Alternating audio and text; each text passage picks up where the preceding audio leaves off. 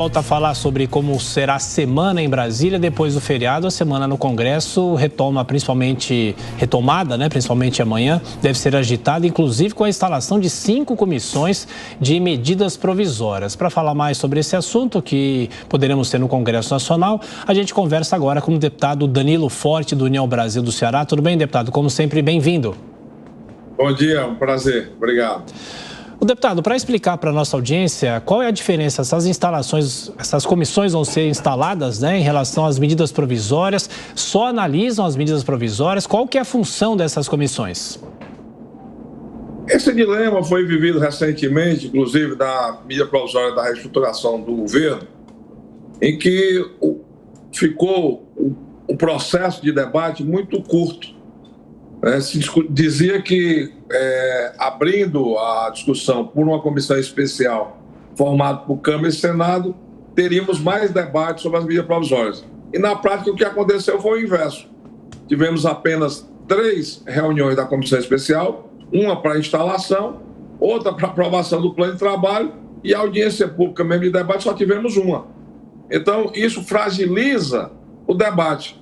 O conceito anterior, em que tramitava primeiro na Câmara 60 dias e depois no Senado mais 30 dias ou 60 dias, se fosse prorrogado, era muito mais participativo pelas duas casas. Tanto é que, na votação final, o governo até se surpreendeu, tanto com o enxugamento das ações do Ministério do Meio Ambiente, como também com a não extinção da Fundação Nacional de Saúde. Exatamente porque esse processo ficou muito tolhido.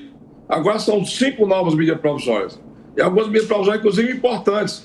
Começam das retomadas das obras do FNDE, que são mais de 3.500 obras, creches, escolas, que estão paralisadas pelo Brasil afora e que precisam ser dinamizadas nas suas atividades.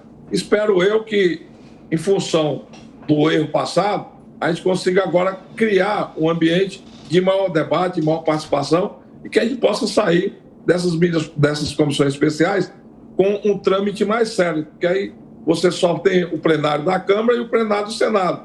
E aí você pode, inclusive, ter uma discussão mais consensuada dos 2 plenários. Deputado, na sequência, a pergunta de Amanda Klein. Deputado, bom dia. Deputado, o senhor é considerado um parlamentar muito experimentado, quase um termômetro do que acontece na Câmara.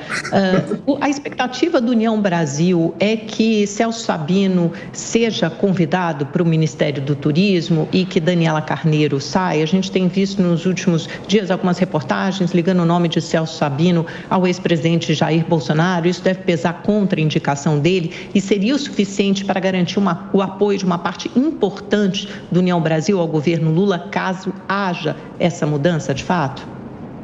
Você falou de termômetro, lá no Nordeste é uma brincadeira de tá quente e tá frio. Eu acho que ele tá morno. Por que morno? Eu acho que porque a decisão é do presidente da República. E acho que o que antecede uma composição ministerial, inclusive eu fiz essa crítica no início do governo, é que precisa de um diálogo sobre um projeto, um plano de trabalho, uma proposta de governabilidade. Não é a cooptação de um membro de um partido que faz com que aquele partido tenha um apoio incondicional ao governo. É um programa de governo, é um propósito, é uma política pública. É isso que faz com que o partido se engaje. O Celso Sabino tem todas as qualidades para ser ministro de qualquer governo, é um rapaz preparado, é auditor fiscal do estado do Pará, o cara que, inclusive, tem uma liderança muito grande dentro da bancada, é muito querido, foi presidente da comissão de orçamento, tem todas as qualificações. Mas, se não houver um debate sobre o que o governo se propõe e como se propõe, e como vai ser definida essa relação das bancadas com o governo, aí o Celso Sabino não vai ter força suficiente para dar ao governo aquilo que ele quer e causará uma nova frustração. Porque esse modelo de governo de cooptação, de trazer para dentro do governo um quadro dos partidos, esse faliu completamente. Hoje o parlamento tem uma autonomia que foi construída. Inclusive começou quando eu fui relator da LDO em 2014 para 2015, quando a gente fez a emenda individual impositiva. E de lá para cá, essa autonomia só aumentou. Os parlamentares estão vendo que o parlamento é um poder tão importante quanto o executivo e o judiciário. E nessa imposição, se não houver um diálogo sobre a governança e a governabilidade, eu acho que fica difícil o governo ter esse retorno sem explicitar de maneira muito clara o que é que ele deseja, como ele deseja fazer, como vai ser a relação com os partidos. Cristiano Beraldo. Deputado, bom dia. Alguns apoiadores do governo, inclusive colegas seus parlamentares, vêm divulgando aí que o preço da carne baixou, que a situação no Brasil está muito boa, só melhora. Mas o fato é que nós temos um nível de endividamento muito alto, as famílias estão com muita dificuldade de pagar os seus compromissos, a situação é feia. A taxa de juros está muito alta, o governo também não tem ajudado propondo redução de gasto público. Enfim, a paciência da população ela vai se esgotando à medida que a realidade se impõe. A reforma tributária parece que é a reforma mais importante que está na pauta para melhorar, para ter condições de melhorar a atividade econômica brasileira. O senhor acredita que o Congresso Nacional terá condições de avançar a tempo e a contento com essa reforma? Ou a falta de articulação do governo no Congresso pode atrapalhar muito esse andamento? Eu concordo com a sua análise. Eu acho que os números macro da economia na sexta-feira foram bons, mas isso não chega no bolso do consumidor. E o grande problema do Brasil é o endividamento e o empobrecimento da população. Os salários estão muito achatados, o desemprego está muito alto, porque o desemprego diminui só em quem procura um emprego. Mas nós temos milhões de excluídos aí pelo Brasil afora, tanto é que nós temos 14 estados que tem mais gente inscrito e recebendo do Bolsa Família do que trabalhando de carteira assinada. E isso não se sustenta.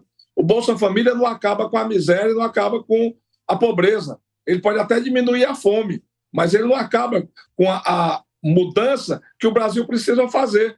E o que vai realmente fazer isso é a diminuição de impostos. Nós fomos vitoriosos. O projeto de lei que reduziu os impostos no ano passado era da minha autoria. Por 3 meses seguidos, nós tivemos inflação negativa, o que gerou, inclusive, crescimento econômico no ano passado, o que deu o saldo, inclusive, para a PEC da transição alimentar já o atual governo com mais de 160 bilhões. Então, diante disso, se faz urgente e necessária a reforma tributária. E eu tenho a convicção que nós vamos entregar a reforma tributária.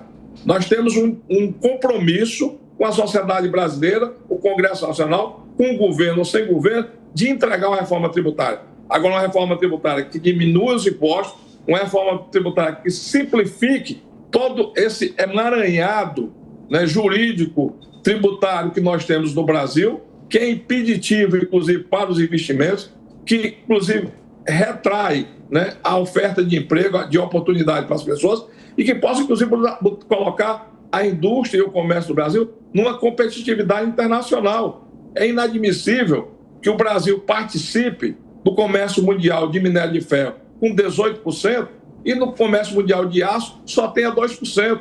E a única diferença do minério de ferro para o aço é a usinagem, é energia e tributo. E nós perdemos competitividade. Só que o aço é 6 vezes mais o valor agregado do que o minério de ferro. Então nós estamos perdendo riqueza.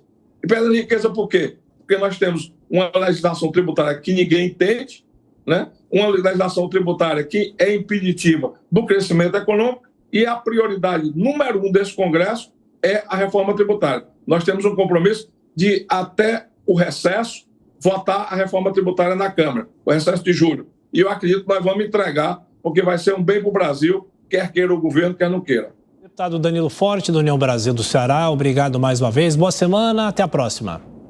Obrigado, bom dia.